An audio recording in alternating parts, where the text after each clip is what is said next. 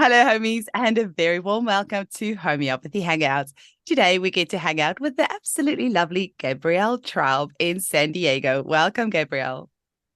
Thank you so much for having me on the show, Eugenie. It's such a pleasure. Now, we share a hometown in Cape Town. Actually, I mean to ask you, are you originally from Cape Town or another part of I South Africa? You am. are.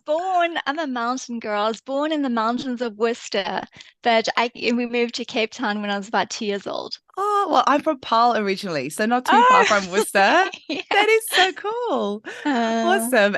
But your accent's changed a little bit now, which has given it away that you've had some journeys all around the world, London, and end up in San Diego. And so happy to get to have a chat with you today.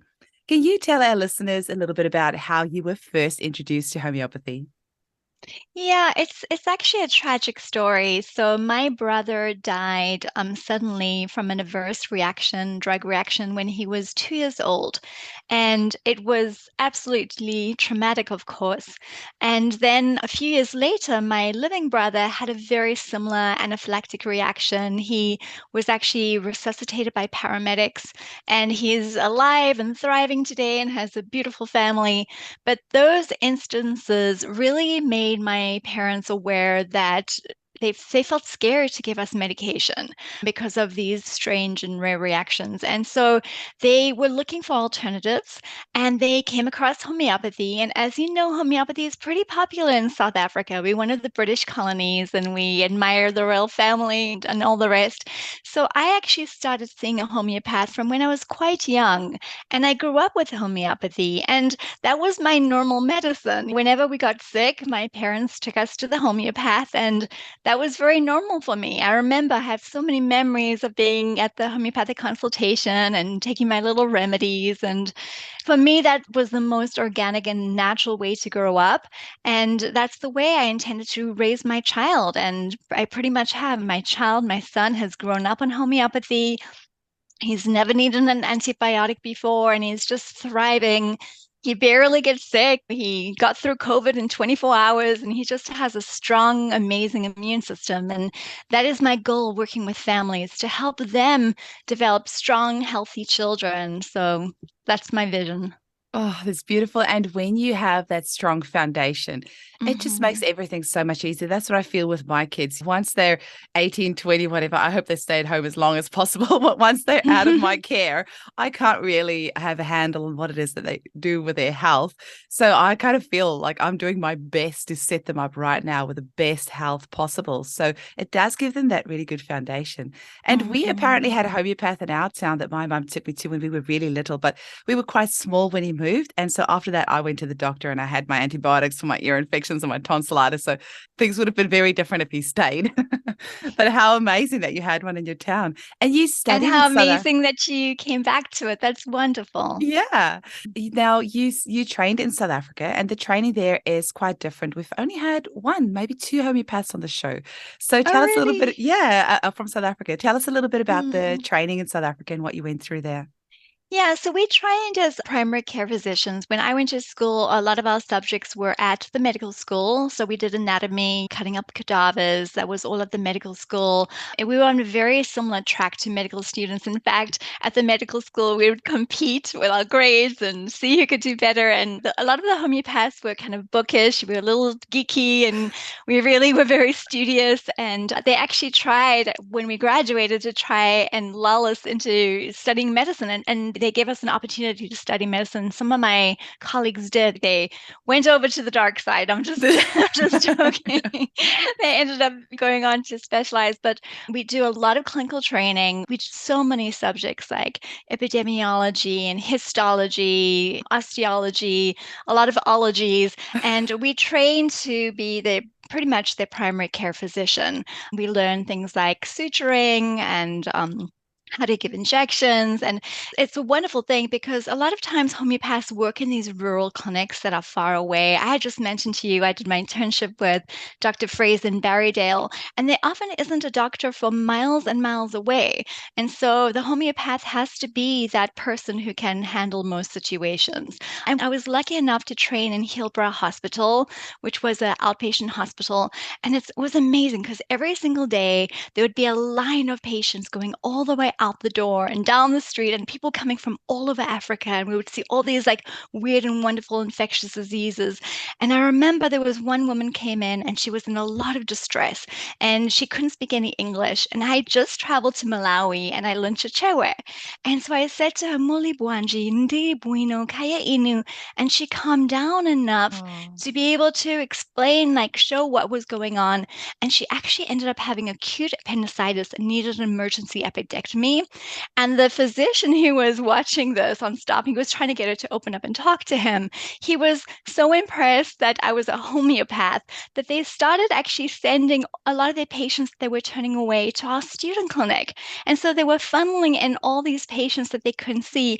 And our student clinic became really busy with all these patients from all over Africa. And we got to treat. We saw what syphilis looks like and tuberculosis and these weird worms embedded in the skin. I mean, just we treat everything there. It's pretty amazing the experience that we get.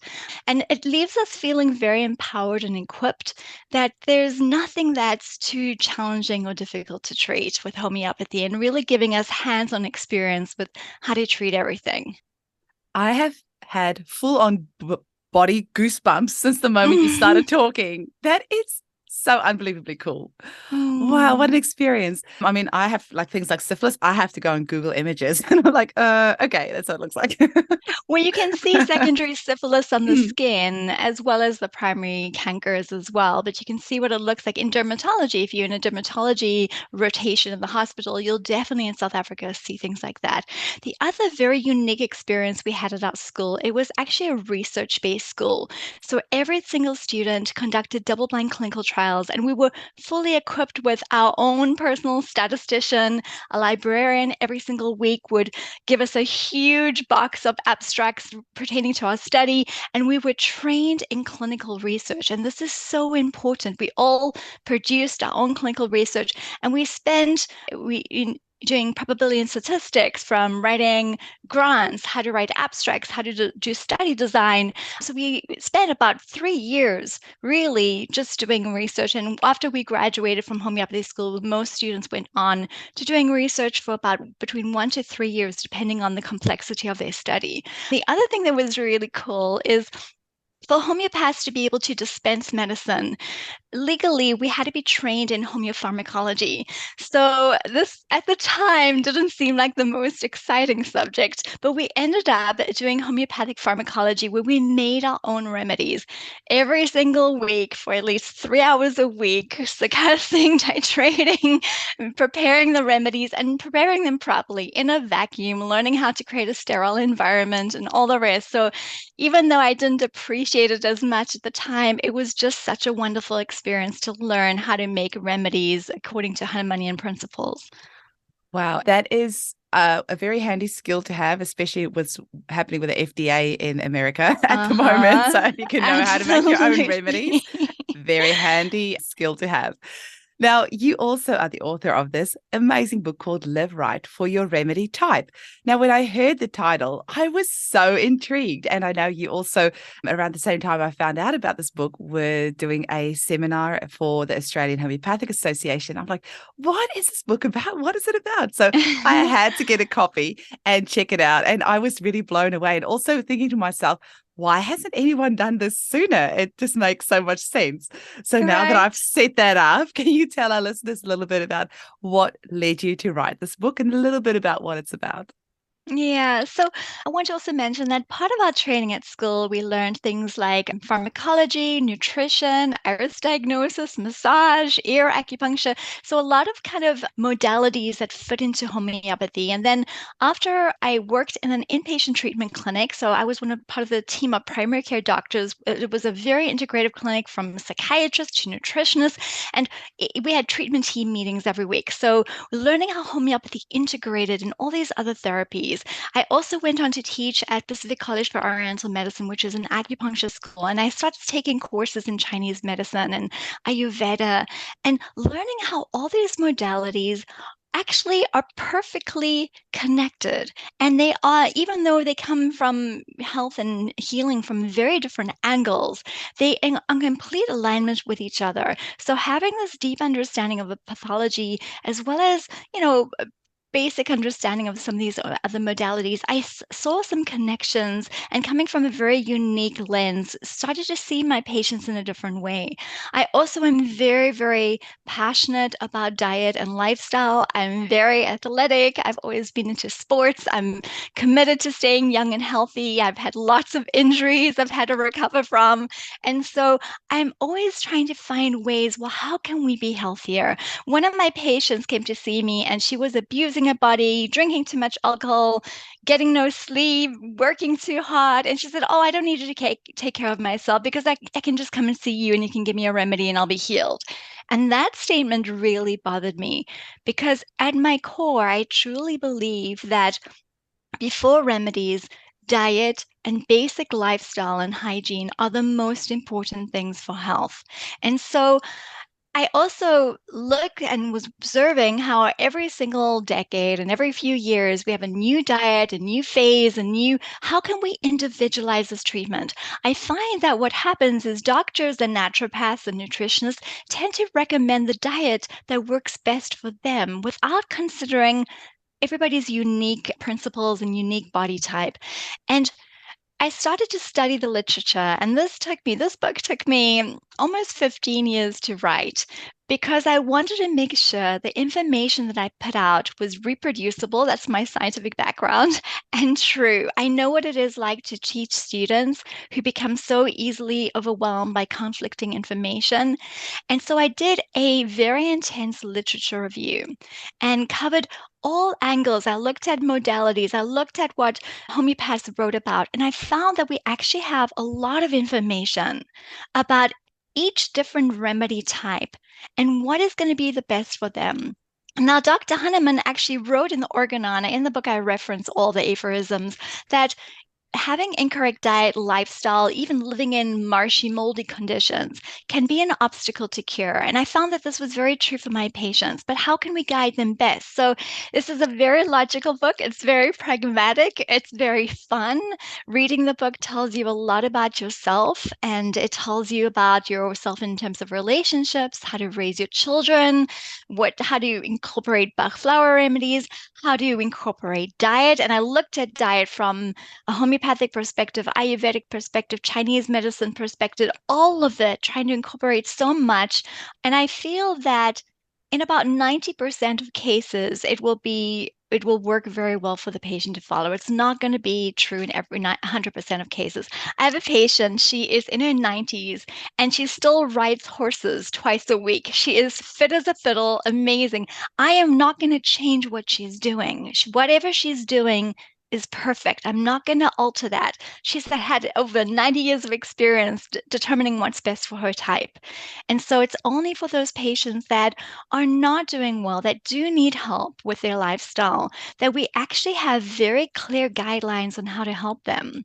And it can differ dramatically from one person to the next. It is extreme. It is the most individualized lifestyle program you can imagine. Yeah, I completely agree. I was kind of imagining before I read the book, I was kind of imagining what might be in there, but it actually blew my mind just how individualized it was. And also when I saw the advice on parenting, I was like, this is absolutely genius.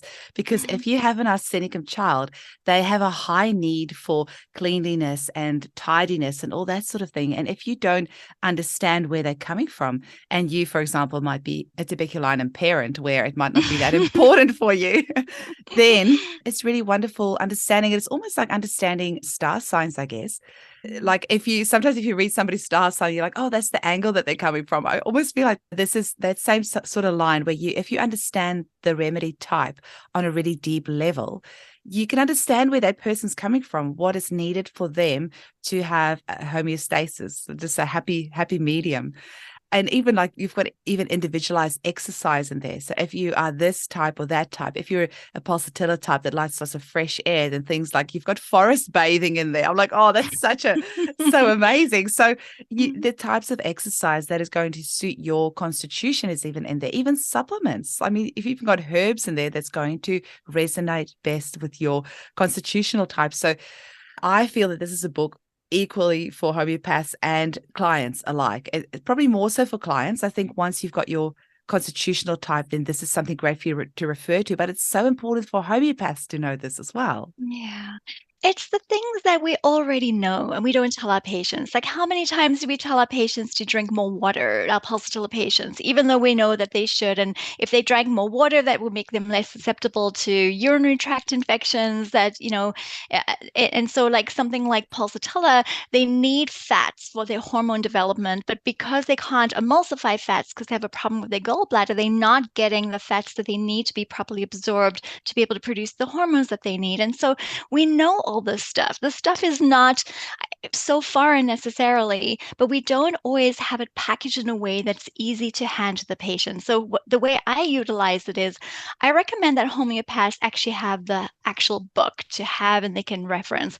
But for your patients, they don't need to buy a whole book. They can just buy the Kindle version and say to them, read this, your remedy that you need at this moment in time is tuberculinum. Go read this chapter on tuberculinum. So the important thing here is homeopathy is not like a zodiac sign because we change. This is very important. A zodiac sign is something that you fixed and you're born into.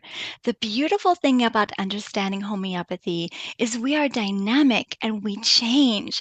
And so we like to capture what that patient's remedy state is in this very moment in time.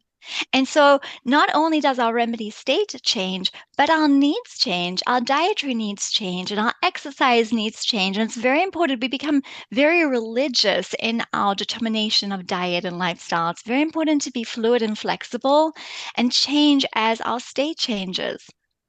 I'm so glad you said that. That is beautiful because this whole thing of the constitutional remedy really does my head in. And after, I think you'll be about episode 160 after interviewing all these people, my ideas about homeopathy and what it is just like constantly changing. And I use, for example, autism as an example. If a child had been vaccine injured and therefore they are very fixated, very non-flexible, things have to be done a certain way, they might come across as an arsenicum state. But actually, once you remove those layers, you will see a completely different personality underneath that. So, were they arsenicum all along, or were they, something else all along, this state underneath? So I love that you're talking about that the state can change, and then you are adapting your diet, your lifestyle, even your parenting methods according to the state. And that's so important for parents. We realize that every child needs something different, and as soon as something starts working, they change, and we need to pivot and do something different. We have to have that flexibility as parents, especially. And I said to you beforehand, me and my kids are quite tubercular. So that was the first part of the book that I went to, was tuberculinum, to get a bit of an idea. But it is a type that can be, they have a tendency towards more ADHD, high energy, needs lots of change. So I love that you say in here, like, for example, under tuberculitis, you said conventional asthma medication can increase hyperactivity in some people, especially those who are predisposed to ADHD. So tubercular have quite weak lungs anyway. So then if you end up putting them on asthma medication, that can then increase their already susceptible state to something like ADHD. So, or if they study daycare or something like that, the tools that they need to feel safe and happy and how they'll respond in an illness. I mean, it's just an amazing book. It's incredible. Thank you. Thank you so much. Like I said, I can't understand why it hasn't been written before, but like you said, probably because it took 15 years. Like, there's so much information needed to produce something like this. Tell us maybe a little bit more about some of the feedback that you've had from people who have used this book in their clinic or in their life. Yeah, so I've had actually wonderful feedback. I've had feedback from patients that say, for example, they have this deeper understanding of their children. They finally get why their children do certain things, and this allows them to nurture them best. I've had feedback from doctors saying, homeopathic, naturopathic doctors saying that this allows them to refine their prescriptions when they're struggling between two remedies.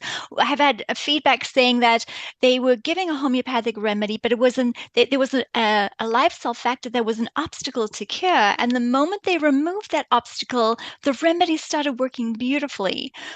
Some of the criticisms that I've received from the book, which is definitely a limitation, is I only have written about 21 remedies, and we have hundreds, and I'm acutely aware of that.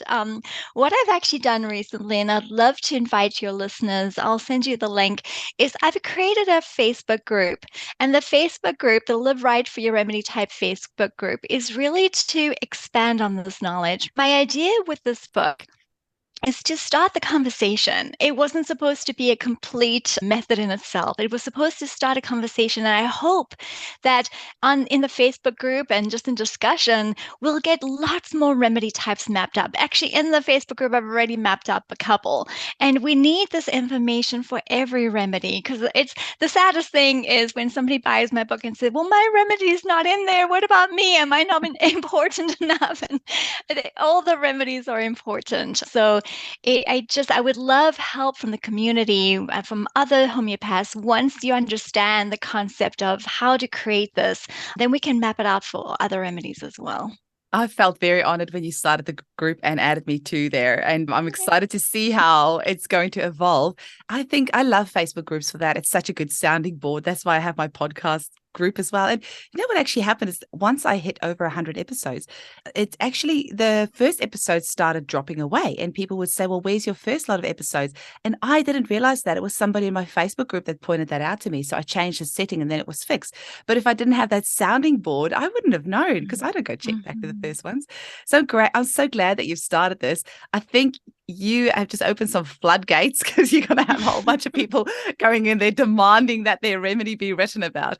I love even how you've got here about like in relationships, tuberculinum in relationships. And you say here things like that. Sorry, it's all about me. No, this is lovely. I love hearing it from your perspective. I love the feedback. And I always feel it's better if you make it like a personal example. So I'm using me as an example, but they love surprises. That's so me. Like that's the best way for my husband is to make my day is to give me a surprise. Whereas if an arsenicum type, they might want warning beforehand of what's going to happen, whereas me just surprised me. I love it. Yeah, it's really lovely. So it's going to be interesting seeing in the Facebook group what sort of remedy types. I know I saw somebody in the group asked about a remedy and it was one that's not that common. So it's not that much information. Yes. Yeah. And so you're not going to see that there's not that much information out there. So you can't really flesh it out as much. But yeah, who knows? Hopefully it doesn't take you another 15 years. This next one's going to have to come out pretty quickly. Well, hopefully with the help of other homeopaths, we'll be able to get more information to add to it. Yeah. Everyone I've had on the show that's written a book has said it takes years and years. I would love to talk about something else because you are quite a visionary, somebody that likes to really start things up and get things excited and going. Talk to us about World Homeopathy Awareness Week, which I have known about for years. I had no idea that you are the person who started it. So what inspired you to start that and tell us a little bit about it? So coming from South Africa, I felt very proud to be a homeopath. I remember telling somebody when I just graduated, I'm a homeopath, and their reaction was, oh, what a noble profession. And that's how I felt. It is a noble profession. It's a beautiful profession. And then I went to London and I worked at the Hale Clinic, was opened by the Prince of Wales. And then I came to America and I told people I'm a homeopath and they had no idea what it was. And this really shocked me. I was disturbed to the core. I felt, why do you not know what homeopathy is? And so I felt like I have to change this. We have to let people know what homeopathy is. So I gathered a group of local homeopaths and we were going to put on talks at this local health food store. And then the more I began to think about it, I love the global arena. Like for me, there's something so exciting that connecting with other homeopaths around the world and other people around the world. And I thought, why just do it this small? Let's go big or go home. So I actually to get some help with this because it was a project that was very daunting. I actually joined a leadership program and this was my project to be able to create a World Homeopathy Awareness Week. And in the beginning was very hard. I mean, I didn't know people from around the world, and who is this Gabrielle? Who does she think she is starting up a World Week? Who's going to listen to me? But after a lot of tenacity and perseverance and late nights, I got this off the ground and I developed we had an amazing team. They gave me so much guidance. It was amazing because to be honest, I had never done anything like this before. I'd never been part of any committees or anything like that. So I got a lot of guidance and we had members from all around the world, and it was amazing. And just to connect with them. And what was most beautiful for me is we put on an annual week, which is World Homeopathy Awareness Week. But what was so beautiful for me was how everybody did it so differently. They brought their creativity in, they brought their unique ideas, and it was so colorful and beautiful. And just there were people doing opera for homeopathy, and there were people in Australia that had those huge banners across the highways. Do you remember that? These gigantic, like over these huge highways. It was just so, when I got all the photos in from all the events, it was so exciting to see. And then a few years ago, I actually handed it over to our main organization in the United States, the National Center for Homeopathy. So they are the US representatives for the United States, and they are doing an amazing job. And there's something about the collective unconscious when you are doing something at the same time all over the world. It just feels so much bigger and more inspiring. Absolutely. And it's the 10th of April every year, right? For a week, which is Samuel Hahnemann's birthday. Yes. Amazing. It's my birthday is the 4th of April, so I always it's like an extra reason for me to celebrate. Like previous years, I knew about it, but I hadn't done anything from my end. And so last year I did a daily podcast episode for that week just to try and raise some awareness. But I feel like this year I want to go big. You've inspired me. I love it. I'm like, what can we do? What can we do? As an example, in Pakistan, they actually set up relief camps for earthquake victims because there was an earthquake one year, and we actually received an award from the Pakistani government. They were treating like hundreds and hundreds of patients a day with these free clinics, which is amazing. That's incredible. What are some other things that people have done? So a lot of talks, a lot of radio shows, a lot of podcasts. I did a lot of television appearances. I mean, just writing articles. They would go to schools and do presentations for children. They would create homeopathic coloring in books. Just really, really creative things. People would write homeopathic stories, and just there was a lot of social media engagement. That's something that everybody can do. Just have a banner, Happy World Homeopathy Awareness Week, and just something like that. A lot of people offer discounts in their clinics. One year I planted trees for every patient I saw that year. So there's organizations that you can donate to. I didn't actually do the planting myself. Okay. That's a lot of trees. Yeah. I actually, one of the things I really enjoyed last year, I can't remember what the organization was, but they had photos of themselves and then kind of a banner around them, and homeopathy helped me with. And then it was each person's story with their face attached. And it was really powerful reading all the stories of what homeopathy has done for all these people with a face attached to it. It made it really personal. So it's not just something that you're reading on a website, but you're seeing that this living person had these incredible results. So that was really inspiring. Yeah. That's amazing, Gabrielle. I'm so glad that you've started that. And I appreciate it so much because you're right. Homeopathy does deserve some recognition. There's a homeopath here in Perth that I know who studied in South Africa, and she actually said exactly the same thing. When she came over to Perth, she was so shocked that people didn't know what it was, because in South Africa, it's, they're revered. People are just they love their homeopaths. Everyone knows what it is. And they have, they're very valued. They're very valued members of society. You come over here and they think you're a witch doctor. So I can imagine that could really affect all the years of study that you've put into, and then it's just there's no recognition for it. So I love that you've done this. And I feel the difference. I do. Now when I, tell people I'm a homeopath, I do notice the difference. I feel like the effort we've done has made a difference. Definitely. Can you tell our listeners, maybe just leave us with a final message of what are your hopes and dreams for homeopathy for the future, and also where people can get hold of you and your book? Yeah, so in America, this is a little bit of a scary time for homeopathy. There's a lot of uncertainty. However, I feel like homeopathy has always been on, I know this sounds dramatic, but the verge of extinction. There's always so much opposition to homeopathy. And no matter what, we've always come through. I feel like homeopathy is our birthright. It is not something that they can take away from us, and I will not allow it. I feel like a fierce lion, a fierce tiger defending my homeopathy. This is something that it is our birthright, it is our children's birthright. We deserve this. It is something that is so special and sacred, and we need to do everything that we can to protect us. I don't think that it will ever go away. I cannot even imagine, I can't fathom not having a life without homeopathy. Even my son, who's 9 years old, he says, Mom, what do parents do without homeopathy? How do they take care of their children? I mean, it honestly blows my mind how people do this without homeopathy. We have a remedy for everything, right? And so my goal is to make homeopathy. Oh, I have I love that. I need a t-shirt like I'll that. send you one. Okay. Yeah, And no, so my goal is to make this beautiful, this sacred, this sweet medicine available to everybody, that we never feel like we don't have a choice, that we always have options. That's my mm, goal. mm. And where can people get hold of you? Yeah, so my website is sandiegohomeopathy.com.